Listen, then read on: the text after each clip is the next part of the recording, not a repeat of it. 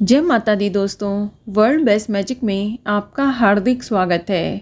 कैसे हैं आप सब, ये बताने के लिए कमेंट बॉक्स में जय माता दी जरूर लिखें। दोस्तों, आज इस वीडियो में हम बात करेंगे कजरी तीज की संपूर्ण पूजा विधि के बारे में कि तीज माता की पूजा किस प्रकार की जाती है और चांद को अर्घ्य देने की विधि क्या है और इस दिन क्या खाएं और क्या नहीं खाएं। इसके अलावा हम आपको बताएंगे कि सुहागिन महिलाओं को इस दिन कौन सी एक गलती कभी नहीं करनी चाहिए। साथ ही बताऊंगी कि यदि किसी महिला को कजरी तीज व्रत वाले दिन पीरियड आ जाए तो उसे पूजा किस प्रकार करनी चाहिए। लेकिन अगर अभी तक आपने हमारे चैनल को सब्सक्राइब नहीं किया है तो जल्दी से सब्सक्राइब करके बेल आइकन दबा दें। साथ ही इस वीडियो को लाइक करें और ज़्यादा से ज़्यादा शेयर करें। तो आइए शुरू करते हैं। दोस्तों, कजरी तीज का पर्व भाद्रपद मास के कृष्ण पक्ष की तृतीया तिथि को मनाया जाता है। इसे कजली तीज, सातुड़ी तीज या बूढ़ी तीज के नाम से भी जानते हैं। इस व्रत को सुहागिन महिलाओं के साथ साथ कुंवारी लड़कियां भी रखती हैं। सुहागिन महिलाएं जहां पति की लंबी आयु के लिए इस व्रत को रखती हैं, वहीं कुंवारी कन्याएं अच्छा वर पाने के लिए कजरी तीज का व्रत रखती हैं।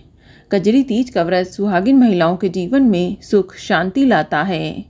इसके साथ ही दाम्पत्य जीवन से जुड़ी परेशानियों को भी दूर करता है।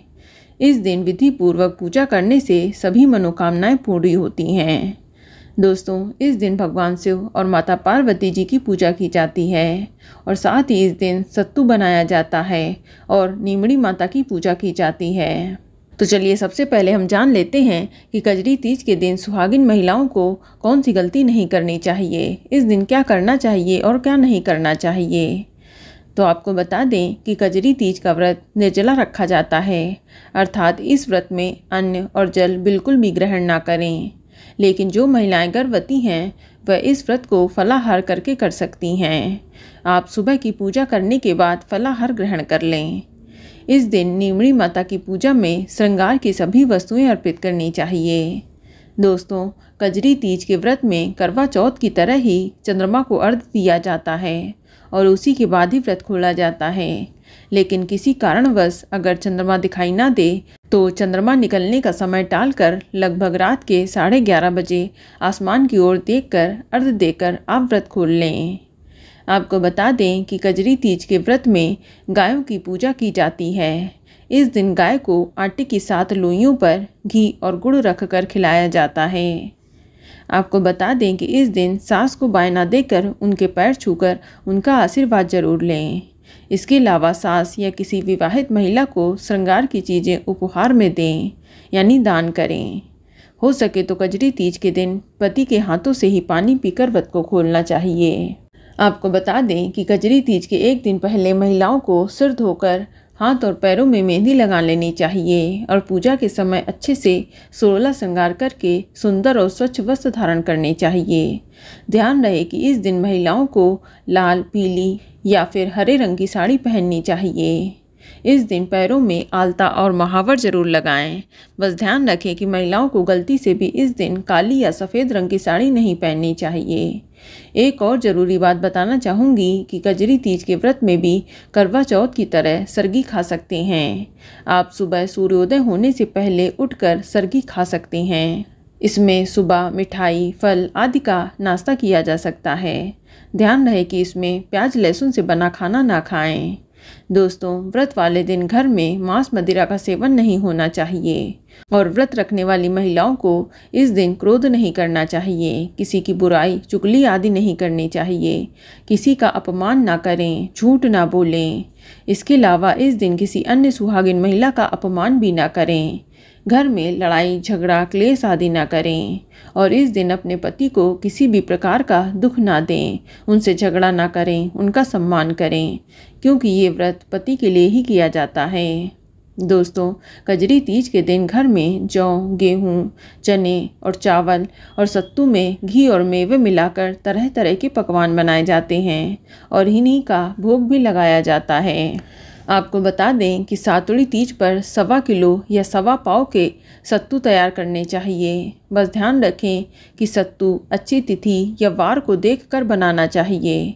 आप मंगलवार या शनिवार को सत्तू ना बनाएं। आप कजरी तीज वाले दिन भी सत्तू बना सकती हैं। सत्तू को पिंड के रूप में तैयार किया जाता है।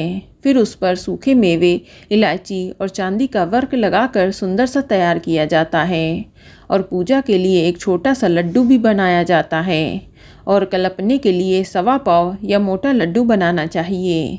इसके अलावा एक लड्डू पति के हाथों में झिलाने के लिए बनाना चाहिए। वहीं जो कुंवारी लड़कियां हैं उन्हें अपने भाई के हाथ से लड्डू झिलाना चाहिए। दोस्तों, इस दिन मिट्टी से बनाए गए शिव पार्वती की पूजा करनी चाहिए। इसके साथ ही मिट्टी या गोबर से दीवार के सहारे एक छोटा सा तालाब जैसी आकृति बनाएं और घी और गुड़ से पाल बांध लें और उसमें नीम की टहनी को रोप दें। फिर जो तालाब बनाया है उसमें कच्चा दूध और जल डाल दें और किनारे पर एक दीपक जला हुआ रख दें। इसके अलावा थाली में नींबू, ककड़ी, केला, सेब, रोली, मौली, मेहंदी, काजल, अक्षत आदि रख दें और एक छोटे लोटे में कच्चा दूध ले लें। आपको बता दें कि कजरी तीज व नीमड़ी माता की पूजा शाम को की जाती है। सुबह भी आप नहा धोकर शिव पार्वती की पूजा करके व्रत का संकल्प जरूर लें। फिर शाम को दोबारा स्नान करके 16 श्रृंगार करके पूजा करें। सबसे पहले नीमड़ी माता को जल के छींटे दें, रोली के छींटे दें, चावल यानी अक्षत आदि अर्पित करें। फिर नीमड़ी माता के पीछे दीवार पर मेहंदी, रोली, काजल की 13 बिंदियाँ अपनी उंगली से लगाएं। ध्यान रखें कि मेहंदी, रोली की बिंदी अनामिका उंगली से लगानी चाहिए और काजल की बिंदी तर्जनी उंगली से लगानी चाहिए। इसके बाद नीमड़ी माता को मौली चढ़ाएं, मेहंदी, काजल, वस्त्र या ओढ़नी चढ़ाएं और दीवार पर लगाई गई बिंदी पर भी मेहंदी की सहायता से लच्छा चिपका दें। फिर नीमड़ी माता को फल, सत्तू या जो भी आपने घर में पकवान बनाया है उसका भोग लगाएं और दक्षिणा चढ़ाएं और पूजा के कलश में रोली से टीका करें और लच्छा बांधें। इसके बाद किनारे रखे दीपक के प्रकाश में नींबू, ककड़ी, नीम की डाली, सत्तू, ओढ़नी, साड़ी का पल्लू, गहने, दीपक की लौ आदि वस्तुओं का प्रतिबिंब देखना चाहिए और दिखाई देने पर इस प्रकार बोलना चाहिए, तलाई में नींबू दिखे जैसा ही टूटे। इसी तरह बाकी सभी वस्तुओं के लिए एक एक करके बोलना चाहिए। फिर आप कजरी तीज, सातुड़ी तीज व नीमड़ी माता की कथा सुनें। कथा सुनने के बाद आरती करके विधिवत पूजा को संपन्न करें और रात को चंद्रमा निकलने पर चांद को अर्घ्य दें। चंद्रमा को जल के छींटे देकर रोली, मौली, अक्षत चढ़ाएं। फिर चंद्रमा को भोग अर्पित करें और आरती करें। इसके बाद चांदी की अंगूठी और गेहूं के दाने हाथ में लेकर जल से अर्घ्य देना चाहिए। अर्घ्य देते समय थोड़ा थोड़ा जल चांद की ओर गिराते हैं और 4 बार एक ही जगह खड़े होकर परिक्रमा करते हुए घूमते हैं और अर्घ्य देते समय बोलते हैं, सोने की साकली, मोतियों का हार, चांद ने अर्घ देता, जीवो वीर भरतार। इसके बाद सत्तू के पिंड पर टीका करें व पति, भाई, पुत्र को तिलक करें। फिर पिंड पति या पुत्र से चांदी के सिक्के से बड़ा करवाएं यानी पिंड पसवाएं। इसे ही पिंड पासना कहा जाता है। पति पिंड में से 7 छोटे टुकड़े करते हैं आपके खाने के लिए और यदि पति बाहर हो तो सास या ननद से पिंड पासना करवा सकती हैं। इसके बाद सत्तू पर साड़ी, रुपए रखकर सास को बायना देकर सास के पैर छूकर उनका आशीर्वाद लें। यदि सास नहीं है, दूर हो, तो आप अपनी ननद या ब्राह्मणी को दे सकती हैं। इसके बाद प्रसाद खाकर अपने व्रत को खोलना चाहिए। दोस्तों, आप सत्तू से बना व्यंजन खाकर पानी पीकर व्रत को खोलें। आपको बता दें कि यदि आप निर्जला व्रत रखने में समर्थ नहीं हैं तो उद्यापन के बाद फलाहार, चाय, दूध लेकर भी व्रत कर सकती हैं। चलिए अब जानते हैं कि यदि कोई महिला कजरी तीज के दिन पीरियड से हो जाए तो वो व्रत और पूजा कैसे करे। तो आपको बता दें कि पीरियड आने पर भी आपको ये व्रत करना चाहिए, लेकिन अपनी पूजा किसी और से करवानी चाहिए। आप पूजा के किसी भी सामान को हाथ न लगाएं, न भोग बनाएं। आप अपनी पूजा घर की किसी अन्य महिला से या फिर अपने पति से करवा सकती हैं। तो दोस्तों, ये जानकारी आपको अच्छी लगी तो कमेंट में जय माता दी जरूर लिखें और अगर आपका कोई सवाल है तो उसे कमेंट बॉक्स में अवश्य पूछ लें और इस वीडियो को लाइक करें, शेयर करें और साथ ही साथ चैनल को सब्सक्राइब करें। धन्यवाद।